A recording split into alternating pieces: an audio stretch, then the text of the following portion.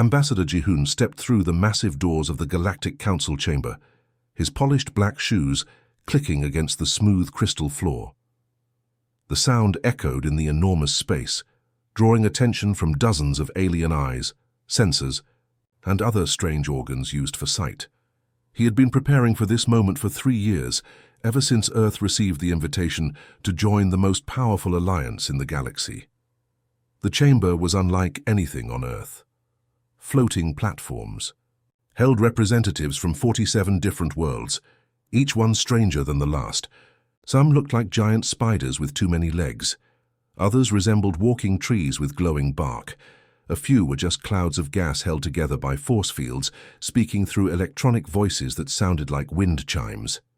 Ji-hoon walked slowly toward the center podium, a towering structure made of living crystal that pulsed with soft blue light. His black hair was perfectly combed, his diplomatic uniform pressed and clean. But inside his heart was racing. He knew that what he was about to say would either protect humanity or mark them as primitives in the eyes of advanced civilizations. The Galactic Council had rules, thousands of them, trade agreements, territorial boundaries, research protocols. Most species spent years negotiating every tiny detail when they joined, but humanity had only one condition, one single, non-negotiable demand. Esteemed council members, Ji-hoon began, his voice steady despite his nerves. The translation matrix, a marvel of alien technology, instantly converted his words into 47 different languages, sounds, and even smell patterns for species that communicated through scent. The chamber fell quiet. Conversations in clicks, whistles, and electronic beeps stopped. Even the gas cloud representatives ceased their constant swirling. All attention focused on the humans standing at the podium. "We are honored to join this great alliance," Ji-hoon continued, looking around the chamber. "Earth brings much to offer. Our science, our art, our unique perspective on problem-solving. But as humanity becomes part of this galactic community, we have one absolute rule that cannot be broken, bent, or ignored." He paused, letting his words sink in. Several alien delegates leaned forward, curious about what these newcomers considered so important. "Our children are never to be harmed, captured, or experimented upon. Not for any reason, not under any circumstances." The reaction was immediate. The Zephyrian delegate, a creature that looked like a praying mantis the size of a horse, began clicking its razor-sharp mandibles together. Among the Zephyrians, this sound meant amusement, like human laughter. Vexathar had studied enough human behavior to know this declaration would seem absurd to most of the council. How wonderfully primitive, Vexathar said, his translated voice dripping with condescension. "Such emotional attachments to offspring clearly show your species lacks proper evolutionary development. Most civilized races understand that scientific advancement requires certain sacrifices." Other delegates began making their own species. Sounds of agreement. The crystalline collective chimed like breaking glass. The void swimmers created deep humming sounds that made the air vibrate. To them, humans sounded like overprotective animals who had somehow learned to build spaceships. Ji-hoon stood perfectly still during this display. Those who had worked with humans before, like trade negotiator Ki-won or military liaison Young-soo, would have recognized the warning signs. When humans went completely motionless like this, when their voices became flat and emotionless, it meant something dangerous was awakening inside them. "You misunderstand," Ji-hoon said quietly, but his words cut through the alien chatter like a knife. "This is not a request based on emotion. This is not a cultural preference we hope you will respect. This is a warning about what will happen if you cross this line." The chamber began to quiet down as delegates noticed the change in the human's tone. "Touch a human child," Ji-hoon continued, his dark eyes moving from delegate to delegate. "Harm a human child. Experiment on a human child and you will not survive the consequences. Your species will not survive the consequences." Now the chamber was completely silent. Several delegates exchanged confused glances. The Altarian representative, a tall being with purple skin and 4 arms, remained perfectly still. Unlike the others, the Altarians had actually studied human history. They had read about Earth's wars, about what humans did to each other when threatened. They understood that this calm, polite ambassador was not making an empty threat. Vexithar's mandibles clicked again, but this time with irritation rather than amusement.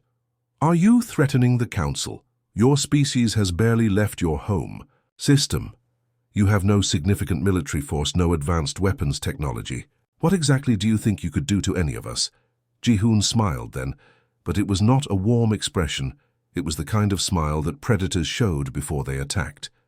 "We hope you never find out," he said simply. The crystalline collective began chiming rapidly, their equivalent of nervous laughter. The gas cloud beings swirled faster, creating small electrical storms within their containment fields. Even species that had no understanding of human facial expressions could sense that something had just changed in the chamber's atmosphere. "The Council acknowledges your concern," announced the elderly Altarian representative, clearly trying to move the conversation away from whatever dangerous territory it had entered. "These matters can be discussed in detail during the integration process," but Ji-hoon was not finished. "There is nothing to discuss, nothing to negotiate. We wanted you to know, so that when the time comes, no one can say they were not warned." The chamber remained silent long after the human ambassador left, his footsteps echoing until the massive doors closed behind him. 3 months had passed since Ambassador Ji-hoon's warning to the Galactic Council. Life in human space continued as normal. Cargo ships carried goods between colonies, passenger liners brought families to new worlds, and research vessels explored the endless frontier. On the mining colony of Kepler 442b, children played in the artificial gardens, while their parents extracted rare minerals from the planet's crust. Research specialist So-young was reviewing geological surveys in her lab when the first Zephyrian ships appeared in orbit. She barely looked up from her data screens.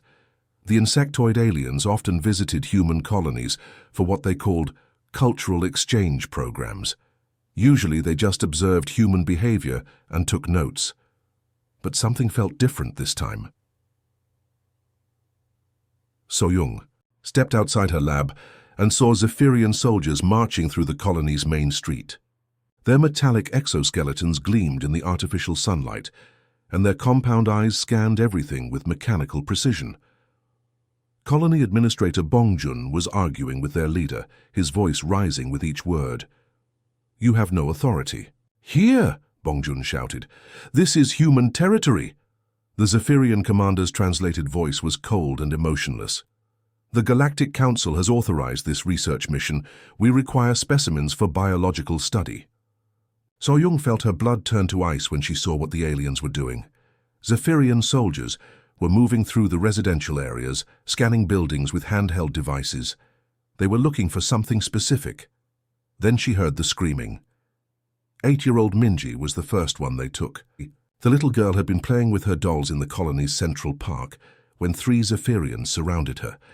Her mother, Yunji, tried to fight them off, but the aliens simply pushed her aside with their superior strength. "Minji!" Yunji screamed, reaching for her daughter as the soldiers carried the child toward their transport ship. More screams echoed across the colony as the Zephyrians continued their systematic collection. 12-year-old Taewon was pulled from his classroom. 6-year-old Gina was taken from the playground. One by one, they gathered every human child they could find. So-young ran toward the communications center, her heart pounding with terror and rage. She had to warn someone. She had to tell Earth what was happening. Her fingers flew across the control panel as she opened an emergency channel to the nearest human outpost. "This is Kepler 442b colony sending distress signal," she gasped into the microphone. "The Zephyrians are here. They're taking the children. They say it's for scientific purposes. They have Minji, Taewon, and 6 others." She could hear more children crying in the background, their voices growing fainter as they were loaded onto alien ships. "Please," she continued, tears streaming down her face. "Someone has to help them. They're just children. They're just—" The communication array exploded in a shower of sparks. A Zephyrian soldier had fired an energy weapon at the equipment, cutting off the transmission mid-sentence. Static filled the speakers, then silence. The distress signal traveled through subspace at faster-than-light speed, reaching human outposts, colonies, and ships across dozens of star systems. The message was clear and horrifying. The Zephyrians had crossed the one line humanity had drawn in the sand. Captain Do-Yun was drinking coffee in his quarters aboard the merchant vessel Soul's Pride when the emergency broadcast reached his ship. He was a peaceful man who preferred trading to fighting, hauling cargo between the outer colonies and inner worlds. His crew was small but dedicated, and they had never seen combat. All of that changed in an instant. "Sir," his communications officer called over the intercom. "Priority message from Earth Command. You need to hear this." Do-Yun rushed to the bridge, where his crew had gathered around the main display. The official seal of Earth Command filled the screen, followed by a message that would echo across human space for generations. "All human ships are hereby conscripted under Emergency Protocol 7, the recorded voice announced. "Proceed immediately to Zephyrian space. Rescue mission parameters, total warfare authorized. Repeat, total warfare authorized." The bridge fell silent. Total warfare authorization had never been used before. It meant that every rule of engagement was suspended. It meant that mercy was optional. It meant that humanity was going to war. Navigator Hyrin looked up from her console, tears streaming down her cheeks. "Sir," she whispered, "my nephew Kyung was on that colony. He's only 9 years old." Do-Hyun placed a gentle hand on her shoulder. "Then we're going to bring him home," he said, his voice transforming from the friendly tone of a merchant captain to something much harder and more dangerous. "Plot a course for the Zephyrian homeworld, maximum speed." "Sir," his weapons officer stammered, "we're a cargo ship. We don't have military-grade weapons or armor." "We have engines, don't we?" Do-Hyun replied. "We have a cargo bay full of industrial explosives. That'll have to be enough." Across the galaxy, the same scene played out on hundreds of human vessels. Captain Inwoo received the message while his passenger liner was halfway to a vacation planet.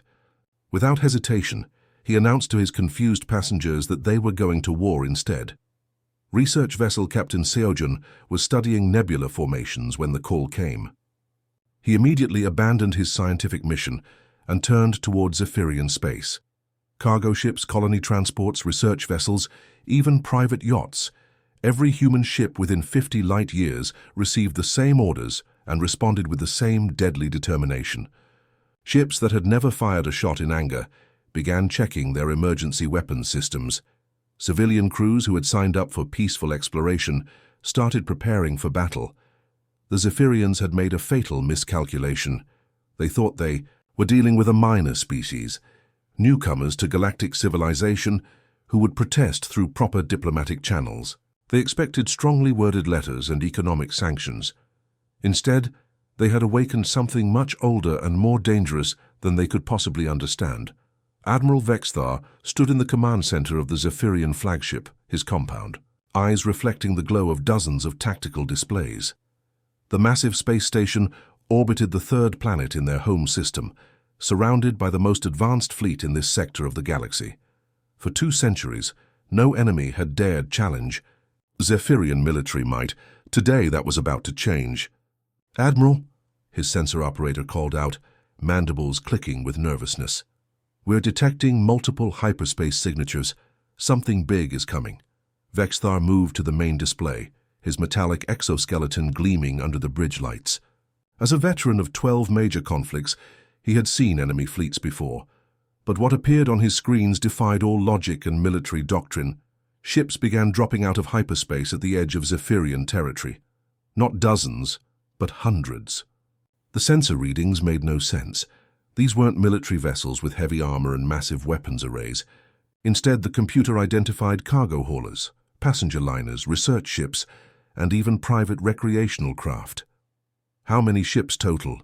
Vexthar demanded, his voice carrying the authority of someone who had never lost a battle. "Lieutenant." Kexran worked frantically at his console, cross-referencing sensor data. "Sir, current count shows over 300 vessels, but Admiral, most appear to be civilian craft. Merchants, colony ships, scientific vessels, even some pleasure yachts designed for tourism."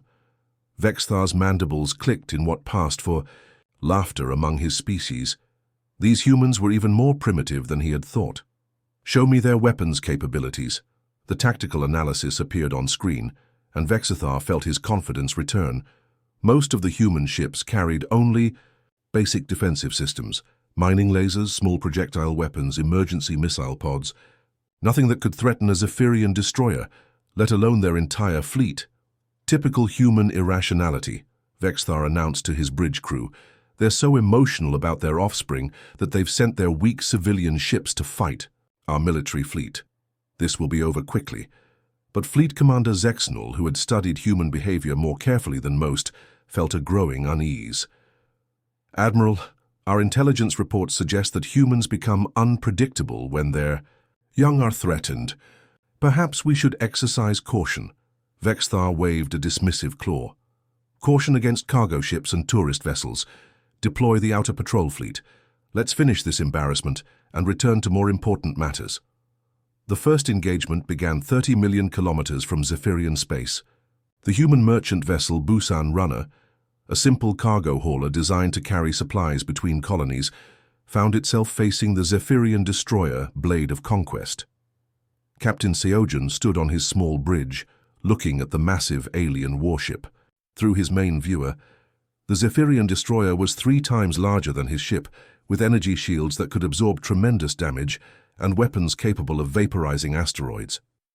In any reasonable battle, the Busan Runner would surrender or retreat immediately. Captain Seojun was not feeling reasonable. "Sir," his engineer Wu Jin called from the cargo bay, "I've rigged all our industrial explosives with remote detonators. If we can get close enough, do it," Seojun replied without hesitation. "Hyunwoo, take us in full speed." The Zephyrian destroyer's captain Veltak watched with amusement as the tiny human ship accelerated toward his vessel. "They're going to ram us," he told his crew, mandibles clicking with disbelief.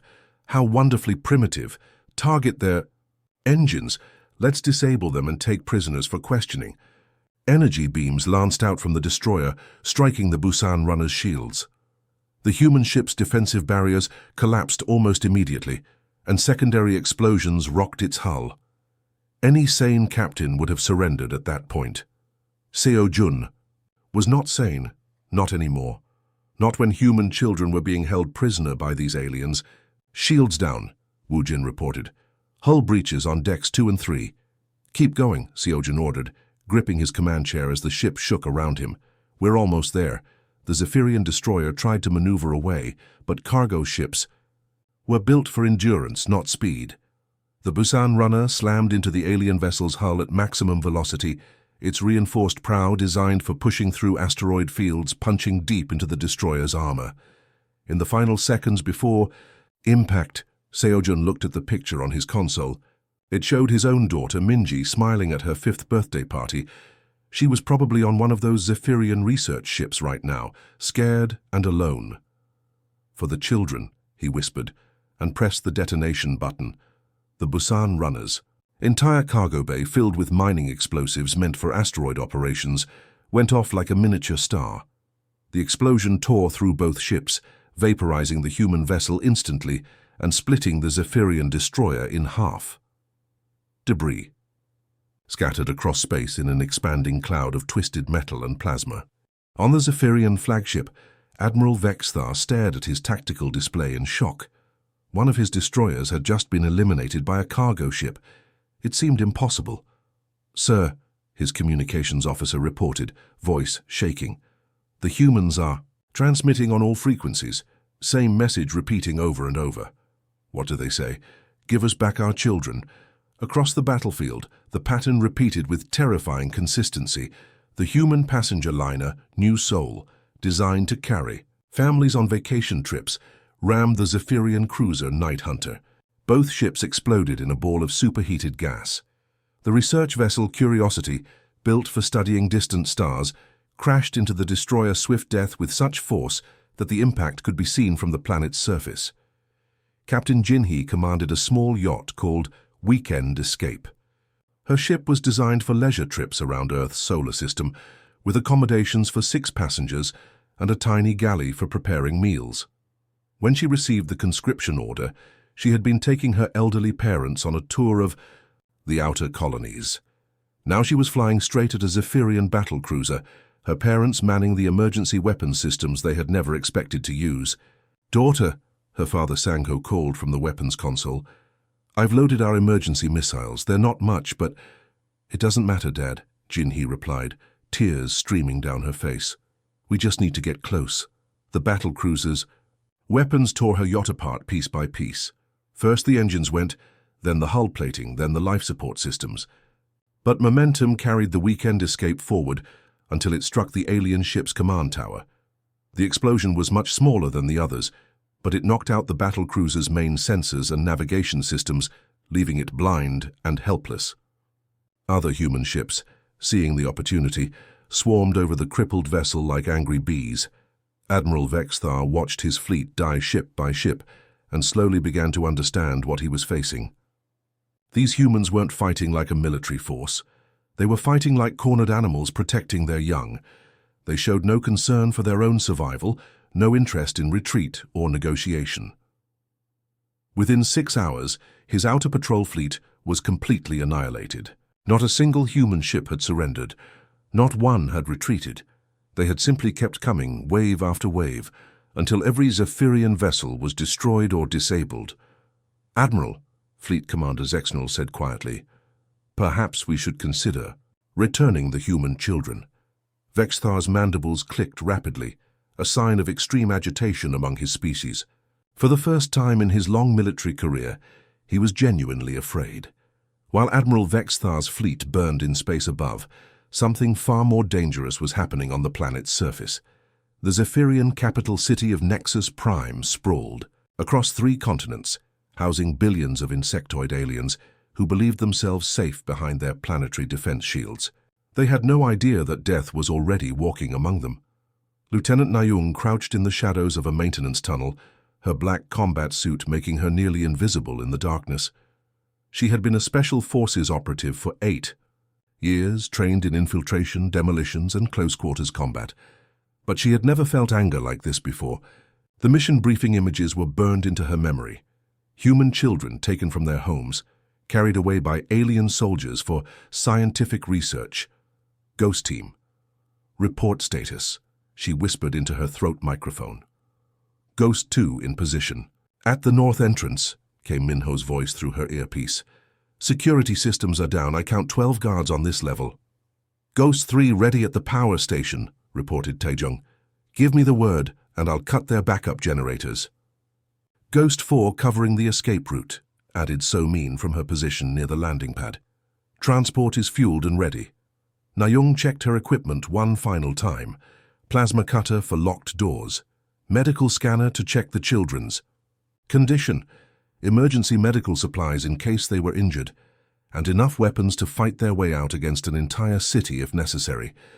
The research facility rose 30 stories above ground and extended 15 levels below. According to intelligence gathered from captured Zephyrian communications, the human children were being held in the deepest sub-level, far from any possible rescue attempt.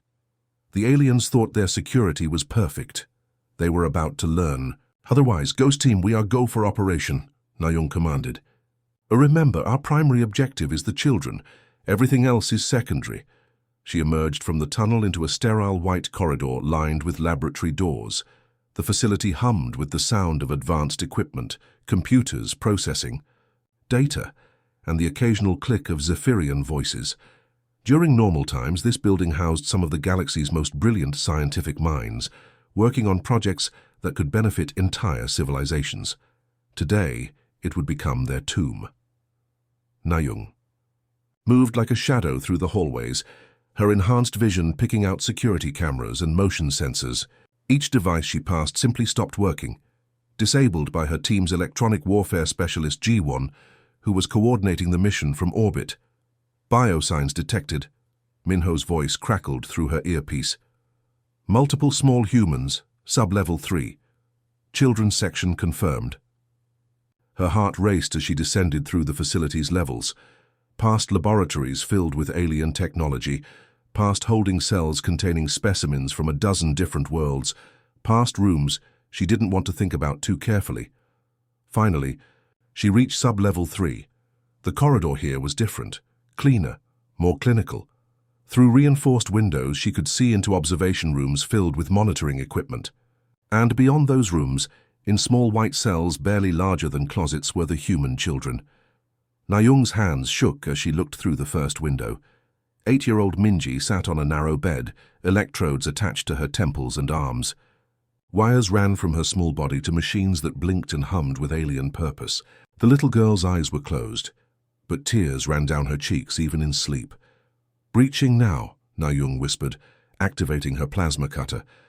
The door's locking mechanism melted away in seconds, and she stepped into the cell. Minji's eyes opened as the door hissed shut behind the soldier. For a moment the child just stared, as if she couldn't believe what she was seeing. Then recognition dawned on her face. "Are you here to take us home?" Minji asked, her voice small and frightened.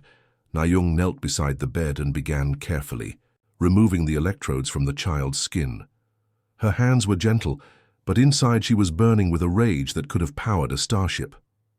"Yes, sweetheart," she said, her voice soft despite the fury in her chest. "We're taking you home." "The others," Minji whispered. "Taewon and Kyung and Gina, they're here too. The bug people hurt us. They said it was for science." "I know, baby. We're getting everyone out." Through her earpiece, she could hear her teammates moving through the other cells. Minho's voice was carefully controlled as he reported finding more children. Taejung's breathing was sharp and angry as he discovered the extent of the experiments. Somin's normally calm demeanor cracked as she helped evacuate the youngest victims.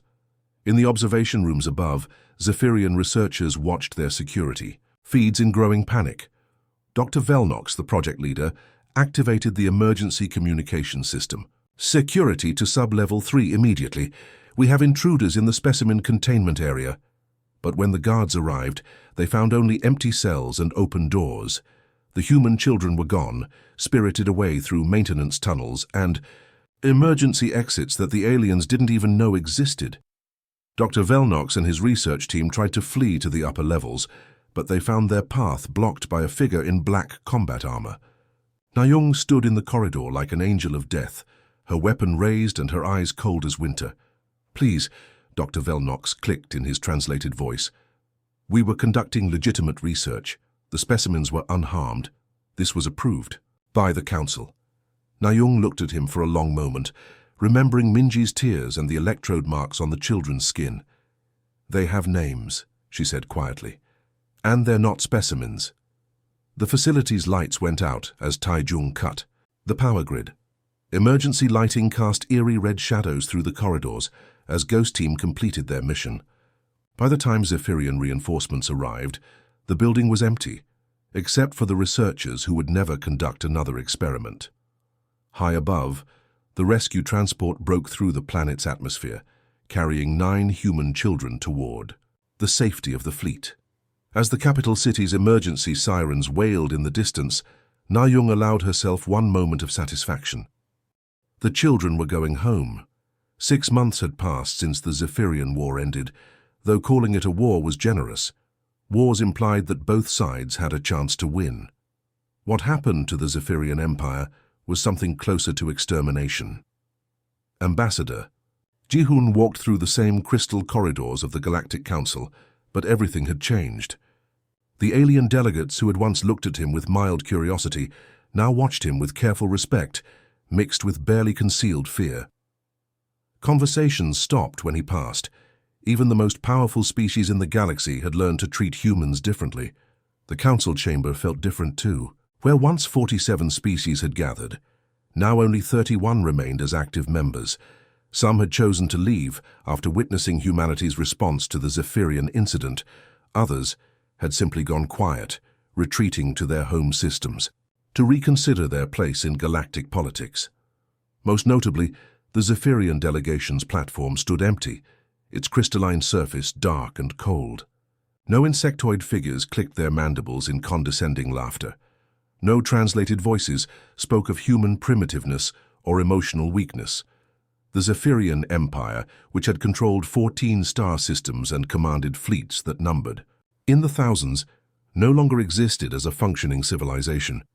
Ji-hoon took his place at the central podium, looking around at the assembled delegates with the same calm expression he had worn months earlier. But now, when he spoke, the chamber fell into immediate silence. "Esteemed council members," he began, his voice carrying easily through the translation. "Matrix. Today we formalize the Human Child Protection Protocol. I trust there will be no objections to its unanimous passage." It wasn't really a question. Every species present had already submitted their formal agreements. The protocol was simple and absolute. No member of the Galactic Council would harm, capture, experiment upon, or threaten any human child under any circumstances. Violation of this protocol would result in immediate expulsion from the Council and complete cessation of diplomatic relations with humanity. The Altarian delegate, Ambassador Zephys, raised one of his 4 arms. Unlike the others, the Altarians had studied human history extensively before the Zephyrian incident. They had tried to warn their colleagues about what might happen if someone crossed humanity's clearly stated line. "Ambassador Jai-Hun," Zephys said carefully, "I believe it's important for the Council to understand the full scope of what occurred. Your species destroyed an entire star-spanning civilization over 9 children." The chamber remained silent, but Ji-Hun could sense the tension in the air. Many delegates were still trying to process what they had witnessed. The speed and thoroughness of humanity's response had shocked civilizations that thought they understood the nature of galactic warfare. "We did," Ji-Hun replied simply, his expression unchanged. "We warned them. We told you exactly what would happen. Humans don't make idle threats when it comes to our young." The facts were still difficult for many species to accept. Within 72 hours of the children's capture, human forces had located and destroyed every major Zephyrian military installation. Within a week, their shipyards were burning wreckage floating in space. Within 2 weeks, their government had collapsed and their population had scattered to refugee camps on neutral worlds. The humans hadn't stopped there. They had systematically dismantled every aspect of Zephyrian civilization. Trade networks were severed. Colonial outposts were abandoned. Scientific research stations went dark one by one. It wasn't enough to rescue the children. Humanity had decided that the Zephyrian Empire itself was too dangerous to continue existing.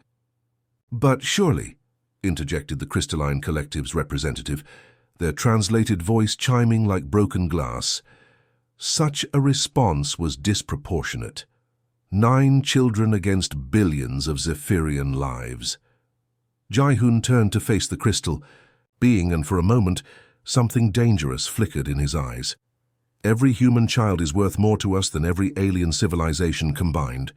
That's not cruelty or hatred speaking. That's simply how we're built." He paused, letting his words settle into the minds of beings who thought in terms of logical cost-benefit analysis and rational decision-making. "The Zephyrians made a calculated choice," he continued. "They believed that taking our children would result in protests, sanctions, maybe some limited military action. They weighed the potential consequences against the scientific knowledge they hoped to gain, and they decided the risk was acceptable." The Void Swimmer delegate, a being of pure energy contained in a humanoid force field, pulsed with nervous light patterns.